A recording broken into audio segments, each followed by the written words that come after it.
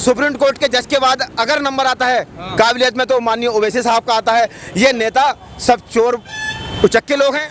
इतिहास जब निकालेंगे आप, तो बसपा और समाजवादी में जितना केस मुसलमानों के ऊपर किया गया, इतना बीजेपी में नहीं किया गया। ये मातृभूमि है मेरे देश की, इसे दिल से लगाना चाहता हूँ।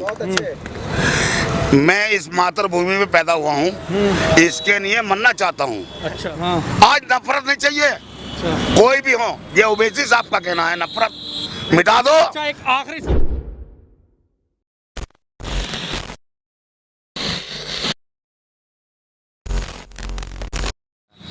हाँ जी सर, आप बताइए क्या नाम है? जी, मेरा नाम इकराम तुर्की, मैं संभल विधानसभा से बिलोंग करता हूँ। अच्छा, हाँ जी इकराम भाई, बताइए किसकी तरफ जाना पसंद करेंगे आप? जाना पसंद क्या, साफ साफ संदेश है। ओवैसी साहब इस बार भाईजान आ रहे हैं हैदराबाद से। अच्छा। इंशाल्लाह इन दलालों का और मक्कारों का यही कहना है, हैदराबाद आ रहे हैं। सॉरी, आपकी बात को बीच में काट रहा हूँ कि 4.5 साल तक तो वो सोते रहते हैं हैदराबाद में, और इलेक्शन के टाइम पे आ जाते हैं उत्तर प्रदेश। 135 करोड़ की आवाम है हिंदुस्तान के अंदर, सोचिए। खाली उनको यूपी या संभल से ही मतलब है, वो पूरे देश की राजनीति करते हैं। अच्छा, अगर सूबों में भी जाते हैं चुनाव के लिए, ऐसा नहीं है। देखिए संभल के अंदर 17 में चुनाव हुआ, कितने दौरे हुए थे उनके, किसी और राष्ट्रीय अध्यक्ष के हुए तो आप मुझे मिसाल देते हैं। बसपा के, समाजवादी के, वो मोहब्बत करते हैं दलित से और मुसलमान से, तभी तो वो बार बार हमारे यहाँ चुनाव के दौरान और बाद में भी आते हैं। और एनआरसी का मामला हो, 3 तलाक का मसला हो, बाबरी मस्जिद का मामला हो, हर जगह तैयार रहते हैं दलितों और मुसलमानों की आवाज़ उठाने के लिए। ये लोग कहाँ सोते हैं जो पार्लियामेंट में खड़े होकर मुलायम सिंह यादव कहते हैं कि मोदी जी को एक बार और मुख्यमंत्री देखना चाहता हूँ। तो आप खुद फैसला कर लीजिए अपने गिरेबान में झाँक कर कि बी टीम वो है या हमें। सोचिए आप। अच्छा, उन्हें ये भी कहा जाता है कि वैसे आते हैं, भड़काऊ बयान देते हैं, जिससे हिंदू वोट जो होता है एक तरफ हो जाता है, मुस्लिम वोट जो होता है वो डिवाइड हो जाता है, और उसके बाद जो है सीधा सीधा बीजेपी को फायदा होता है, और इसका ओवैसी जो है अच्छा फायदा उठाते हैं। ये सब इल्जाम है।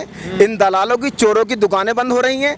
उनको बदनाम किया जाता है। एक एक स्पीच उनकी पार्लियामेंट से लेकर बाहर तक की प्रेस कॉन्फ्रेंस चेक कर सकते हैं। वो बैरिस्टर हैं, वो सुप्रीम कोर्ट के जज के बाद अगर नंबर आता है काबिलियत में, तो माननीय ओवैसी साहब का आता है। ये नेता सब चोर उचक्के लोग हैं। इनकी बातों से उब चुके हैं लोग, पक चुके हैं। उनको बदनाम किया जाता है। समाजवादी पार्टी हो चाहे वो बसपा हो, मुसलमानों के 22% वोट पे अपनी रोटियां सेकती आई। हमें लैपटॉप देके क्या फ़ायदा हुआ, बाउंड्रियाँ करके क्या फ़ायदा हुआ। हमें यूनिवर्सिटी, कॉलेज चाहिए, हॉस्पिटल चाहिए। इन चीज़ों से 10-20 हज़ार रुपये तो भला नहीं होने वाला। हम लोगों को, हमारी कौम को फ़कीर बना दिया। और संभल के अंदर तो इंशाल्लाह बहुत बड़ा चेंज होगा।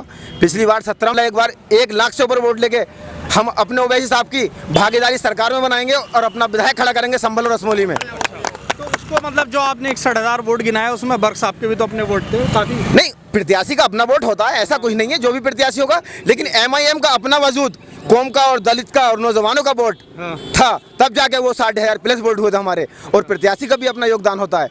तो तालमेल से ही काम चलता है। एक हाथ से ताली नहीं बजती, 2 हाथ मिलाकर के ही ताली बजती है। कहीं ना कहीं ये इल्ज़ाम भी कहा जाता है कि समाजवादी जो है एक सेकुलर पार्टी है, और ओवैसी साहब जो है कम्युनलाइज करते हैं सारी चीज़ों को। आप देख लीजिए कितनी सेकुलर है। मुजफ्फरनगर में दंगा फसाद हो रहा है, और वहाँ करोड़ों रुपए में करीना कपूर और ऋतिक रोशन डांस करते हैं। तो उनको दुख दर्द गरीबों का या मुसलमानों का नहीं दिखता। हमारे बहन भाई ठंड के मौसम में टेंट के अंदर जिंदगियां गुजार रहे हैं। और देख लीजिए आगरा के अंदर, देख लीजिए मथुरा के अंदर, देख लीजिए मुरादाबाद, देख लीजिए, कोई एक जिला नहीं है। इतिहास जब निकालेंगे आप, तो बसपा और समाजवादी में जितना केस मुसलमानों के ऊपर किया गया, इतना बीजेपी में नहीं किया गया। आप RTI डालिए, निकालिए सभी थानों और अदालतों के केस, जितने मुकदमात जो है मुसलमानों के ऊपर किए गए सपा बसपा में, इतना आज के दौर में भी नहीं है।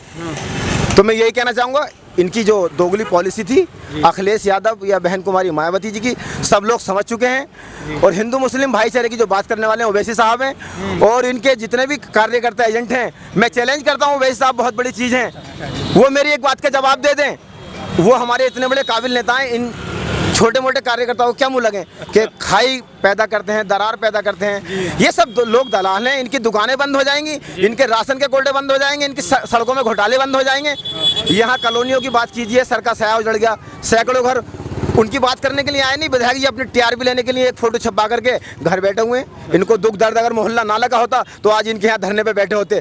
वो दोनों बाप बेटे आए, जनता कहाँ थी उनके साथ कि नहीं टूटने दूंगा, नहीं टूटने दूंगा। क्या फ़ायदा हुआ, बताइए, सब टूट गया। जी सर, क्या बात, आप क्या कहना चाहेंगे? इतनी जो ओवैसी साहब, जाहिर है आप ओवैसी साहब के ही चाहने वाले हैं, आपसे पहले भी बात हो चुकी है, तो जो और आरोप लगते रहते हैं ओवैसी के, और ये भी कहा गया कि वो अपनी बिरयानी जो है हैदराबाद में ही बेचें, अपने हैदराबाद में रहें, वहीं से इलेक्शन लड़ते रहें, यूपी में आने की कोई ज़रूरत नहीं है। और उनसे ये रिक्वेस्ट है कि अक्ल है लोगों के पास कि ओवैसी साहब को अब कैसे नहीं चुना जाएगा, उत्तर प्रदेश की जनता नकारेगी, ऐसा कहा जाता है। इस पर क्या कहना है आपका? क्या हैदराबाद हिंदुस्तान से बाहर है क्या? है हिंदुस्तान में ही है ना यार। जी। तो इतना पक्षपात क्यों हो रहा है भाई कि हैदराबाद में बिरयानी हो रहा है, मतलब कि उत्तर प्रदेश और हैदराबाद? ये बड़े अफसोस की बात है, बहुत अफसोस की बात है। देखिए उन्होंने हैदराबाद में उनकी 7 सीटें हैं जी। 7 सीटों में उन्होंने तेलंगाना में अपना रिजर्वेशन सरकार से कॉन्टेक्ट करके उन्होंने जब अपना समर्थन दिया, जब उन्होंने 4% मुसलमानों के लिए रिजर्वेशन ले लिया।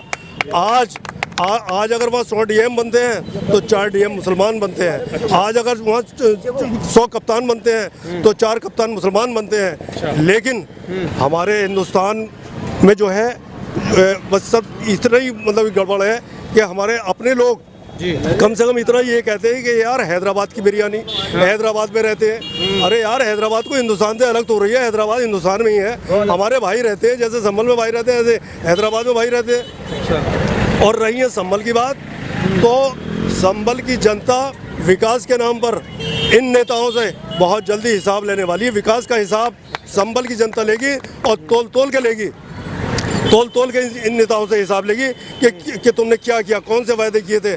तुमने शपथ ली थी संभल के लिए कि हम सबका विकास, सबका विश्वास, सबका वो करेंगे, लेकिन तुमने कौन सा विकास किया? अगर संभल के अंदर 5 ईंटें अगर विकास के नाम की लगाई गई हो, कोई उनके पत्थर लगा हो, तो मुझे बताओ संभल में जो 30 साल से मतलब कि सैकड़ों साल से मतलब नहीं कहा ये जाता है कि यहाँ पर सरकारी अस्पताल हुआ, वो इकबाल महमूद साहब की देन है। वो उन्होंने उनको सांसद बनवाया राम गोपाल यादव को, जिनके ज़रिए अस्पताल बनाया गया। सड़कें जो हैं, ये हसनपुर रोड जो है, मुरादाबाद रोड, ये सब विधायक जी की ही देन है। अच्छा, समर्थकों का कहना है, एक वीडियो में कहा है, वीडियो है मेरे चैनल पे। अच्छा, उन्होंने जितवाया जी, तो भाई उन्होंने जितवाया तो इसका मतलब ये संभल की जनता तो गुलाम है उनकी। ऐसा है, अब गुलामी की जंजीरों से संभल की जनता आज़ाद हो चुकी है। बड़ी भूल में है वो, अपने आप को मतलब ही संभाल के रखे। बहुत बड़ी भूल में है वो कि साहब मैंने जितवाया। अरे संभल की जनता ने जितवाया था। राम गोपाल यादव जी ने भी चवन्नी दी है, मतलब कि रुपया लेकर के कि एक अस्पताल बना दिया, मतलब जो सफ़ेद हाथी की तरह खड़ा हुआ है। एक स्कूल बना दिया। अगर ये तरीन घराना उन्हें अगर 42 बीघे ज़मीन नहीं देता तो आज ये स्कूल भी वहाँ से चला गया होता। और ये वो परिवार है जिसने कि संभल की जनता के लिए कम से कम 150 करोड़ रुपया विकास के नाम पे, तालीम के नाम पे खर्चा किया है। ऐसे लोगों का सम्मान संभल की जनता इंशाल्लाह उनका ये कर्ज 2022 में उतारने वाली है, मैं ये देख रहा हूँ। चाचा, मैं आपसे जवाब जानना चाहता हूँ। पब्लिक लगातार जितने भी और ओवैसी साहब के अलावा जो अलग पार्टी के लगातार एक ही बात कहती है भाई कि ओवैसी साहब कहीं ना कहीं बीजेपी से मिले हुए हैं। देखो हजरत, मैंने पहले भी कहा, हाँ, एक बार हो गया। समाज और सियासत, मैं पहली बात तो सियासी आदमी नहीं हूँ, एक आम आदमी, अच्छा खासा नागरिक हिंदुस्तान का सच्चा हूँ जी। मैं हिंदुस्तान की भलाई चाहता हूँ। मैं हिंदुस्तान के लिए अपनी जान देना चाहता हूँ। मैं हिंदुस्तान के लिए अपनी जान देना चाहता हूँ जी। ये मातृभूमि है मेरे देश की, इसे दिल से लगाना चाहता हूँ। मैं इस मातृभूमि में पैदा हुआ हूँ, इसके लिए मरना चाहता हूँ। अच्छा, जो कहते हैं कि जो सियासी लीडर हैं, ये कहते हैं कि मेरा दुश्मन है, मेरा दोस्त है। हाँ। मैं नहीं मानता जी। मेरे दोस्त, अभी मेरे डॉक्टर साहब ने बहुत कुछ कहा आपसे कि उन्होंने ये करा, उन्होंने ये करा। नहीं, मैं नहीं चाहता कि उन्होंने क्या करा। हाँ। मैं चाहता हूँ आज क्या करना है, ये अब क्या करना है। आज बदलाव चाहिए। मैं ये चाहता हूँ आज पूरे हिंदुस्तान में बदलाव होना चाहिए। हिंदू मुस्लिम सिख ईसाई भाई भाई होने चाहिए। अच्छा। आज मोहब्बत जात पात पैदा होना चाहिए। हाँ। आज नफरत नहीं चाहिए। अच्छा। कोई भी हो, ये ओवैसी साहब का कहना है, नफरत मिटा दो। अच्छा, एक आखिरी सवाल आपसे। योगी जी ने जनसंख्या नियंत्रण कानून बनाया है, बच्चे 2 ही अच्छे, कब 2 से ज़्यादा बच्चे जिसके होंगे उसको सरकारी सुविधाएं नहीं मिलेंगी। अब बताइए इस पर क्या कहेंगे। मेरे तो 4 बच्चे हैं, 4 ऑपरेशन तो हुई हैं सरकार। 4 बड़े बड़े पेट काट के हुई हैं। अब बताओ ने 2 को मार दो।